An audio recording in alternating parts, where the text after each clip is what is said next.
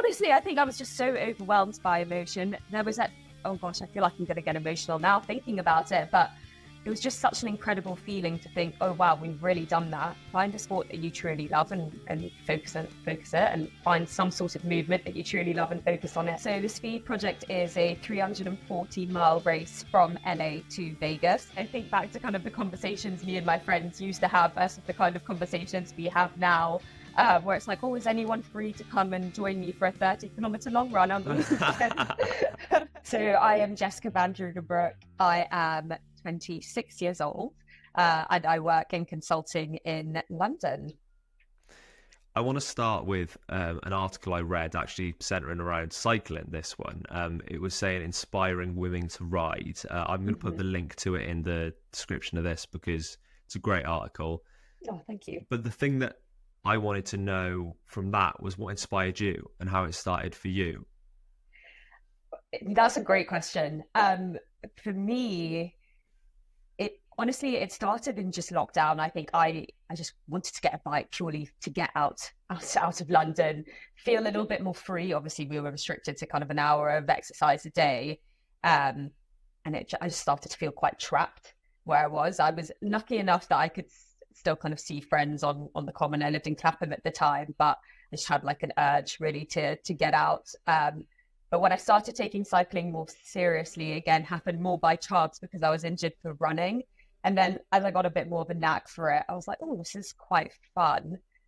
This is such a great way to kind of get a bit more exercise in whilst feeling like I was staying injury free on the running side, just from managing the load a bit more. And then I guess I just got more and more inspired by the people around me. I think I was really lucky to be training with some people that were all at a better level than I was at the time. And I've always been quite competitive, so just striving to kind of keep up and making more friends in it. I just realized how great the community was. And I think it's just the community and the people around me that continue to inspire me to keep going with it, really. How important is that? You mentioned training with people, that maybe are further along on their journey than you. That pushes you along, doesn't it? Mm-hmm. Definitely. I love training with people. I do also love training solo. I think I struggle sometimes with getting the balance right, just because when you're training around a full-time job as well, sometimes you train at very antisocial hours. But I think it's so important. You go through so much during training cycles, especially when it's towards an event or a race of some sort, that just having people that are going through similar struggles in training or have found things that work really well for them, and just sharing kind of tips and tricks always helps. And just having someone to talk to as well, it makes the time go by so much faster when you're having to go out on like a longer run or a longer ride as well. How do you get it all in then around that full-time job? Like how do you squeeze it all in? Does it feel stressful trying to schedule everything and get, each little piece of the puzzle will get into what's like to come in the rest of the year, but you've got 3 sports you're throwing into the puzzle. How difficult can that be? Okay, it's a very fine balancing act for sure. I work with a coach, which definitely helps because they plan my week for me in terms of what training sessions I should be doing when, but sometimes the plan has to get thrown out the window just depending on what I've got going on at work. And as I mentioned before, sometimes it is just getting up that little bit earlier and training at a slightly antisocial hour first thing in the morning, or getting out after work and just try to use lunch times as wisely as possible. But I've definitely learned this year as well that sometimes it's better to miss a training session than try and squeeze it in and feel really overtired by doing so as well. Yeah, because the last thing you want, I guess, is to impact your work day as well, because that is your livelihood and your living. So you need to kind of make sure that you're on the ball for that, I guess. Mm-hmm. Exactly that. In terms of running, because we've kind of already mentioned it, I feel like that was the gateway to where we are now. Where did running first come into your life? I've always run as a child. I kind of ran through various other sports and did a bit of cross country as well, but I never took it very seriously. I actually grew up swimming mainly as kind of my focus when I was younger. And it was only in lockdown that I started running a little bit more, as did many others. I don't think I'm particularly unique in that way. And the London running scene is just insane. So once I kind of got myself involved in various clubs, it just kind of took off from there. And I realized that actually it was such a good way of being social and meeting new people as well. I've met some of my best friends now through running. So, got a lot of gratefulness, I guess, for the sport and what it's brought to me.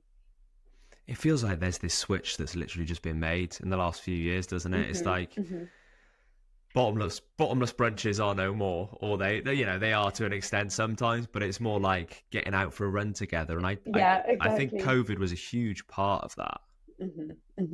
No, I think it's amazing. And so many people, you see so many people who've kind of gone from not running at all or not exercising at all to now being involved in various clubs. And I think it's just such a great way to see so many people kind of getting out and getting fit and wanting to kind of live that healthier lifestyle of just incorporating more movement, which I think is amazing. If you had told yourself back in COVID that you would have got the opportunity to go out as part of a team to America on the Speed Project, what would you have said to yourself? First, probably, what is the Speed Project, I'd imagine. Exactly. I think, the Speed Project is something that I've only really known about in the last couple of years, just through a couple of some friends doing it. But at COVID time, I wouldn't have known what it is. Wouldn't have known if I would have wanted to do it. I think it would sound too insane. It already still sounds quite insane, but I think at that point it would have sounded well out of my reach and not something I would ever think I would be capable of doing. So it's interesting to see how that's kind of switched over a few years. Just explain to anybody that's listening to this that maybe doesn't know what it is, and then give us a little overview of kind of your experiences out in the States. Yeah, of course. So the Speed Project is a 340-mile race from LA to Vegas. So it rounds up to around 550 odd kilometers, depending on which route you take. There's slightly shorter routes and slightly longer routes.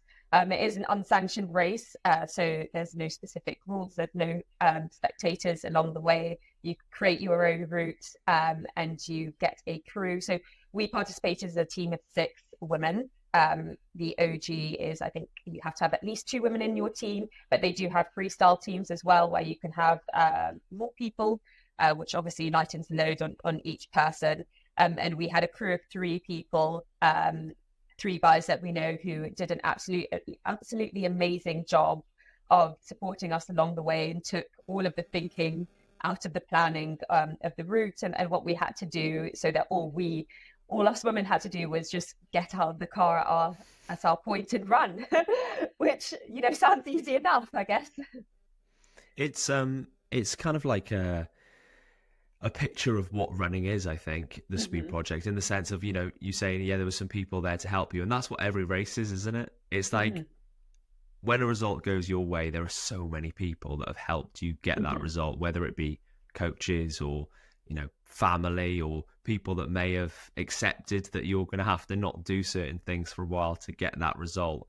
It's never just, even though it feels like it sometimes, running is never just an individual journey, is it?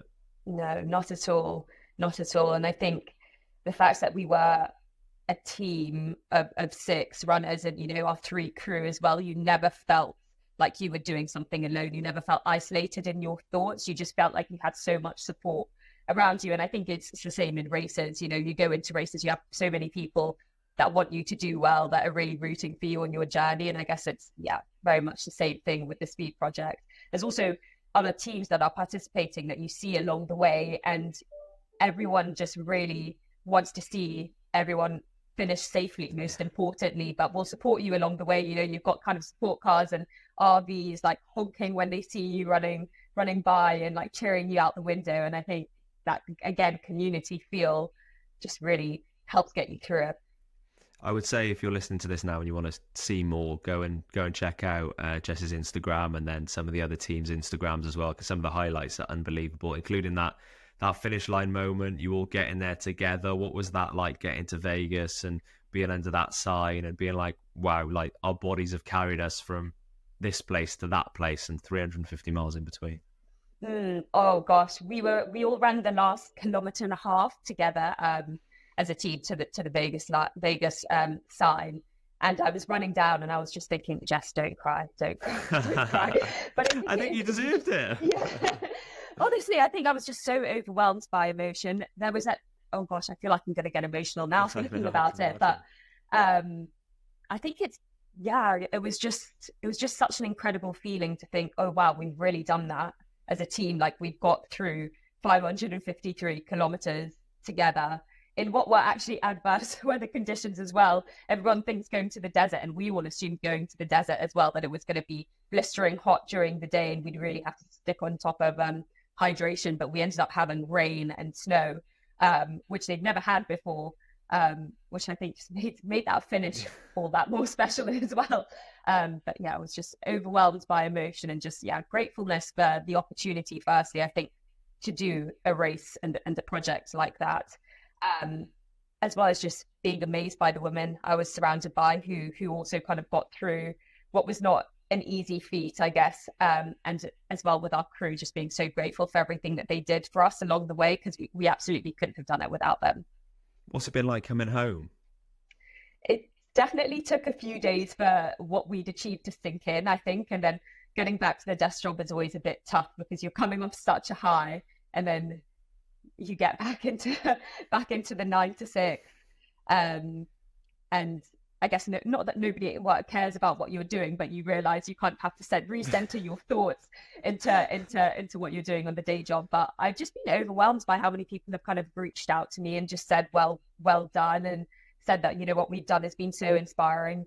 We tagged a huge data piece as well onto our team and our project, what we were doing out there, you know, trying to bridge the gender data gap for females in endurance sports as well. So I think that obviously was on all of our minds as well whilst we were doing it, and the number of people that have kind of reached out and being like, oh, it's amazing what you're doing from that kind of bridging the data gap aspect as well, just makes it feel all that bit better about what we've kind of achieved, and, you know, the ongoing data piece that will come off the back of it as well. And I think it's difficult for you guys when you're in the situation to maybe take in the fact that, you know, you will be impacting loads of women's lives by doing something like that and inspiring a lot of people as well. And actually the last couple of months have obviously been incredibly inspiring, with Jasmine Paris finishing the Barclays and stuff like that as well. Like, people are going to be looking at you and thinking, well, if they can do that, why can't I do that? And that's gotta, sometimes stuff like that's hard to take in, isn't it? Because you're like, what, they're looking at me? Like, but that will be happening. Yeah, I'm definitely at that period where I can't quite believe why people would look up to me in that way. But I think it definitely feels good to think that you've helped somebody else have a bit more confidence to go after something, you know, whether that is a running related, or whether it is some other sports related, or just anything that they thought was out of reach, but they now have some kind of confidence to go after. I think, you know, that's a really great feeling as well to have. What you said as well about coming back to work and kind of like not nobody caring, but, you know, I think a lot of it is nobody understanding, because I think you can kind of get to a marathon and people are like, okay, anything then further than that, it's just like, my brain just doesn't comprehend it, so I'm just not going to give you anything here. I just don't understand. Yeah, definitely. There's a couple of people at work who I think who are quite into their sport as well, who understand, I guess, like the gravity of what we did, and then you've got some people who are like, personally, I don't know why you would want to do that, running all that. No, it looked absolutely unbelievable. You've had quite the, I mean, 8 to 10 months as well with sporting results. Talk to me a little bit about then how you kind of developed into triathlon, how you then decided, you know, this is something I'm actually pretty good at and like have a talent for, and then, you know, moving forward to where we are now and what's coming up. Yeah. I think triathlon is a funny one, because I think people kind of fall into it after they've kind of ticked off a marathon, and they're like, oh, what's next? What's the next challenge? And I think for me, I did London Marathon last year, and looking back on it, I probably shouldn't have run the race. I was injured during a lot of the build up of it. So had quite an imperfect build, and quite an imperfect race as well. And I think I realized that I just needed to change something about the way I was training. Like the running load wasn't really working for me. And I thought, you know what, I'm going to hammer on the bike for a little bit. And I think that summer, I really just started to enjoy cycling a lot more. I got a new bike. I started swimming a little bit more because I grew up competitive swimming. It started to kind of come back, and I guess I got a bit quicker. I started to enjoy it a lot more. I think, once you're kind of progressing, you start to enjoy the training a lot more. A bunch of my friends signed up for a 70.3, and I thought a half Ironman distance triathlon, and I thought, you know what, I'll sign up as well. I will be a sheep and I will go along with it, and we'll see how we go. And I just really enjoyed the training. I think that was it for me. I realized that the style of training really suited me. Just having variety and having diversity meant I got frustrated less when one of the sports wasn't clicking, because I felt I could rely on the other two sports to bring me some sort of happiness and just kind of focus, I guess, energy there as well. And I guess it wasn't until I actually raced the half Ironman in Portugal in October and saw my results there that I was like, oh, this is potentially an area that I should focus on. And I guess, if you really enjoy something and you are doing relatively well at it, I thought, why not just put more and more energy into it? And definitely, encouragement from friends as well, who saw a change in me as well, in how much I was enjoying sport as well. I went through a period when I was running, when I was injured, where I think I definitely wasn't as happy because I was just constantly frustrated with not being able to do the things that I wanted to do, or races that I wanted to do, and constantly feeling like I was on the bench, to being able to train so much more and getting so much more fulfillment from it. Everyone looks at you and sees that you're so much happier. And I guess once you see other people noticing it as well, you kind of notice it even more in yourself. So I think that was probably the turning point for me. It's so good to hear you say that, because I think there is this thing, and it's one of the things with running getting bigger and bigger and bigger. Unfortunately, people just look at their Strava graphs, and I've fallen foul to it as well. You're like, this person's running 70 miles a week or 80 miles a week or 100 miles a week or whatever they're running. You're like, I need to run more mileage. I have to do it. But you forget that there is just so much benefit in cross training. There's so much benefit in just spending time where your heart is working. Like, your heart's still working, you just might not be getting the muscular benefit. And not everybody can do what everybody else can do. Like, I'm a bigger bloke, I'm 6'3", I'm 80 kilos, and I can't handle I can handle 50 mile a week if I'm in a marathon build up, but if I'm not, I need to be doing other stuff as well. Otherwise, my body just breaks down. And it's a lesson that you kind of have to learn yourself sometimes, isn't it? Definitely. You kind of have to go through the motions. I think also running is very trendy at the moment, because there's such a huge running scene, in London. You see it on social media as well. I think a lot of cities around the world have loads of run clubs that are very much open for people to join. And it is a really great thing. But I do think that sometimes people feel like they have to get involved in running, and it's not necessarily a want. And I think I was scared to kind of step away from the running scene a little bit, because so many of my friends are involved in it, and I thought, oh, that means I'm not going to see them as much because I'll be doing different styles of training. And it's definitely crossed my mind a few times, at the beginning, with diversifying and potentially being a little bit more alone for some of my training. But I feel like there is a bit of a turn, as people, as you mentioned, people are seeing the benefits of cross training. But I guess I'd just encourage anybody who is running and finding it quite tough, or dealing with injury, or not quite sure whether it's for them, but they feel like they have to do it because everyone else is doing it, is just find a sport that you truly love and focus it, and find some sort of movement that you truly love and focus on it, and not just running because you feel like you have to because everyone else is doing it. And I think you can always be in the world as well, like, and I'm sure there are things you want to do in the running space in terms of marathon times and whatever. Like, everybody always has those goals, but it's just nothing to say that you can't go and do other stuff and then come back to them, is it? And like, I don't know if you've ever felt this, but I've always felt if I'm bike fit, I'm run fit. If I'm run fit, I'm not bike fit. It's kind of Mm-hmm. like, so I'll add more bike. If I want to add something, I'll definitely want to add more bike to help my running, rather than like if I'm just doing a marathon or whatever and I'm not cycling at all, I'll get back on the bike and I'll be like, this feels like another planet. Like, Mm-hmm. what is happening here? This is brutal. Definitely.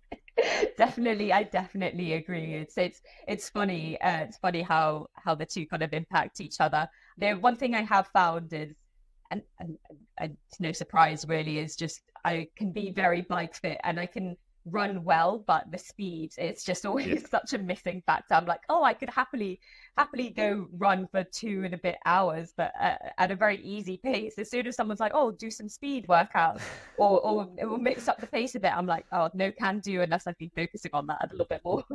Yeah, you're like, a track. What's that? No, thank you. I No, can't do that today. definitely.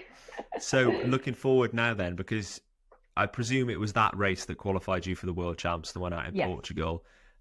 You went 5:02, am I right in saying, in Portugal around that time?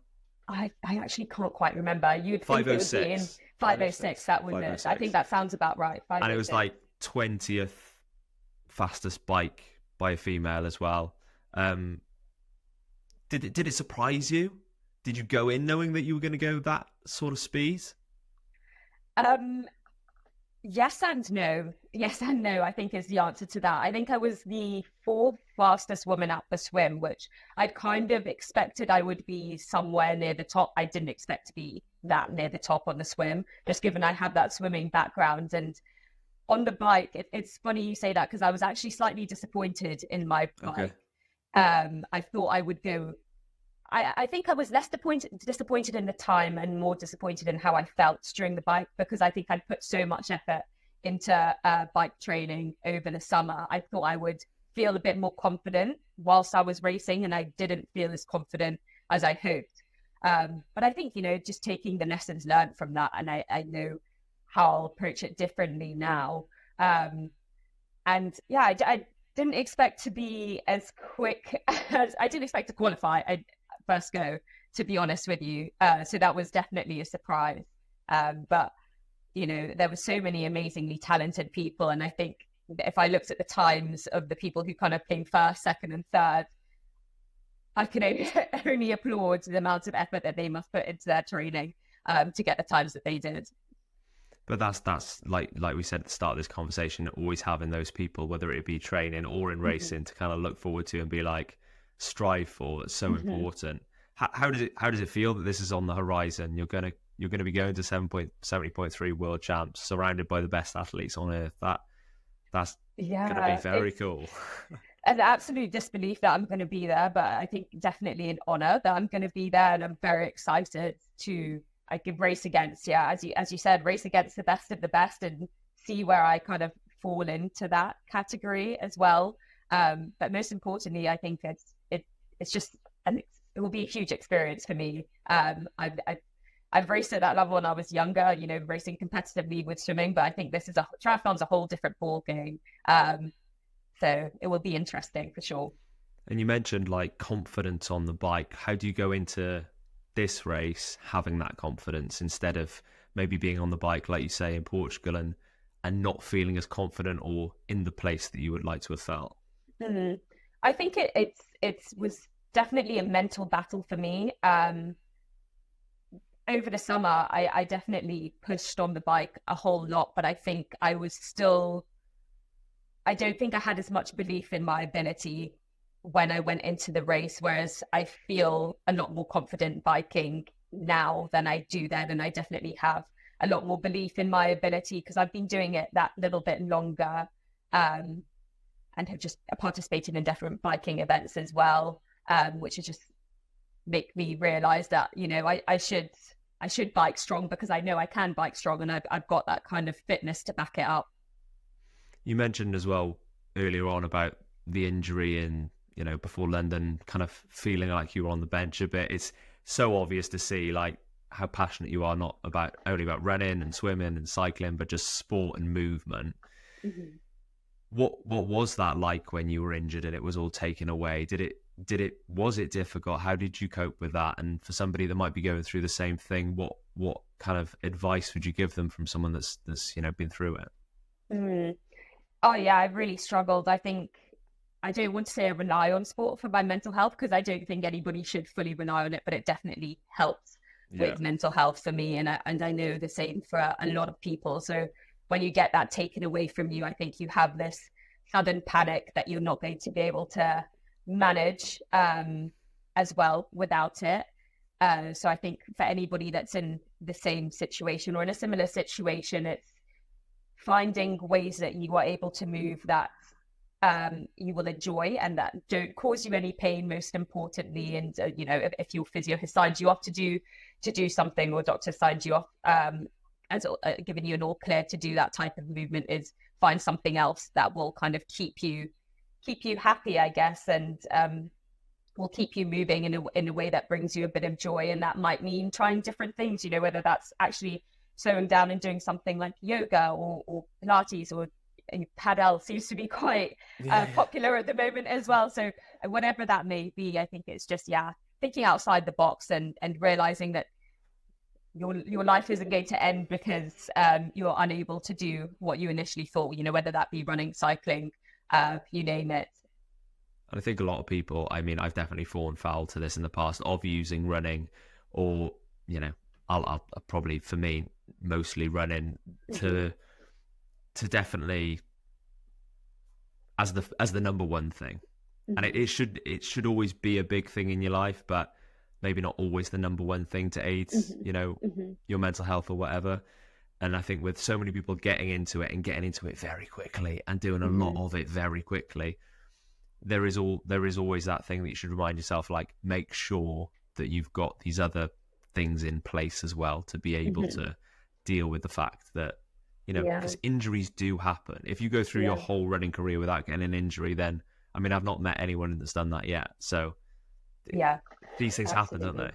They definitely do. And I think talk to your friends as well. If you do get injured and you're struggling, reach out to people. Everyone, as you said, everyone's gone through it. So people around you will be able to help provide you with some advice as well on how they managed and what they did that kind of helped. And, those things might help you, they might not. You might need to find something a little bit different. But I think suffering in silence is never the answer. So what does this year look like now then? Looking forward to World Champs, and how do we set goals for that? Have you set goals for that? What are the goals for that? Like, what does it look like now? So I am actually racing in 3 weeks. I've got a 70.3, so half Ironman in Italy, which is kind of my first triathlon of the year, and then using it as a little bit of, I guess, a season opener and a bit of a fitness test to see where the body is truly at.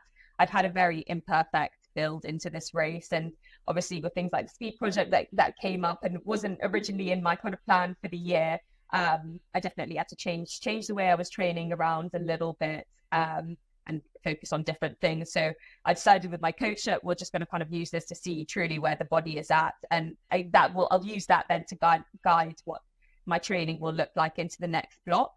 I've got a couple of fun races I'm going to be taking part in. So Hackney Half is always a great event to be involved with, and then I'm doing Ride London, which is 100-mile cycling event as well, which I will decide how I'm feeling when that comes around as to whether we'll be one to push or whether one to just enjoy. It's actually the weekend after Hackney Half, so we'll just take stock of how the body is feeling, and then the aim will be to race another half Ironman in perhaps end of August, beginning of September time. I actually haven't booked that one yet, so a bit undecided on what/where it will be. I do love to race abroad because it just means you get to see a new place in a new country, but it does get quite expensive, not only the race entry but also the travel over there, and use that as, again, to see where the body is at and then determine how I train going into my kind of final block, which will